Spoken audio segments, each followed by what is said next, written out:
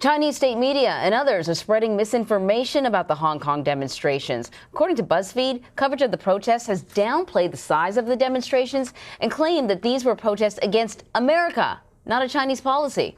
China is also accused of conducting a cyber attack against Telegram, a social media app used to organize the protests. Joining us now for more on this, CNET senior producer Dan Patterson. Good to see you.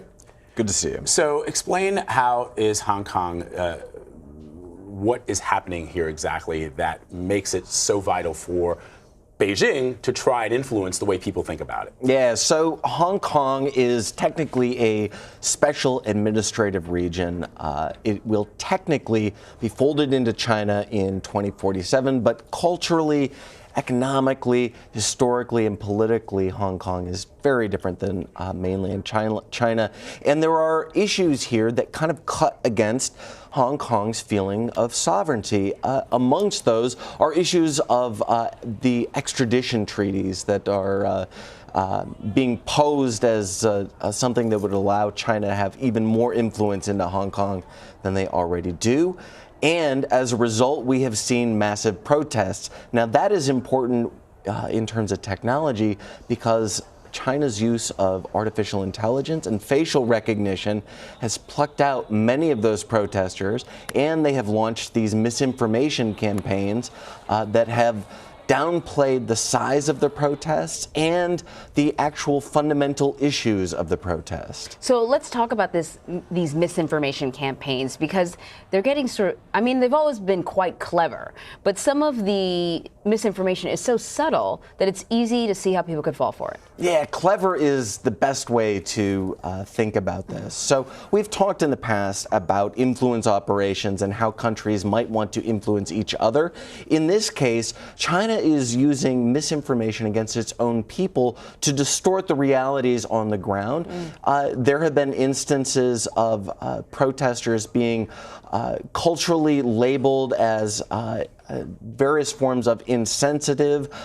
In the case of Hong Kong and China, being labeled insensitive or cutting against certain cultural norms can cause the culture to, here we see certain forms of trolling behavior, but this has resulted in the jailing of certain protesters in China. Wow.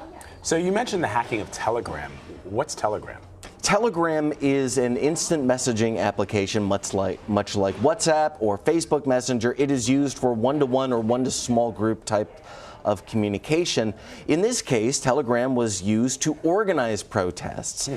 And it was the subject of a DDoS attack by China. These are distributed denial of service attacks, just like congestion driving down a city street. If you have too many cars trying to go down a street, no one gets through. In this case, China launched or allegedly launched a DDoS attack against the tool that protesters were using to communicate with each other, slowing down or in some cases totally inhibiting the protests. So some of the reporting that we've seen has been sort of like a greatest hits of manipulation, like taking a photo from another time in another place and suggesting that it was happening during these demonstrations, or in one case we saw BuzzFeed some reporting of making a protester's shirt appear as if it was sort of see-through so you can see it was a female protester, suggesting that somehow she was indecent. But how does all of this play into the larger issue of Chinese surveillance and control over the media?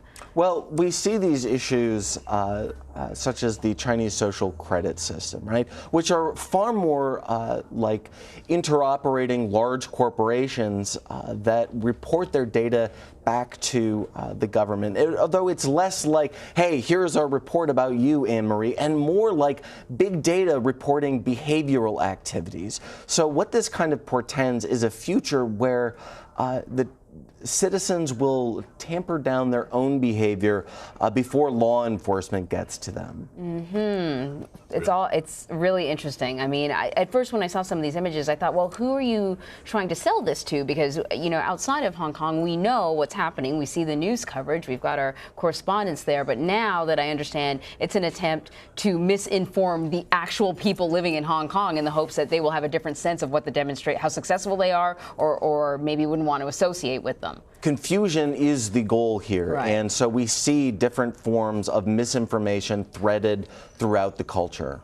Very really interesting. fascinating. Dan, thank you so much. Good to see you.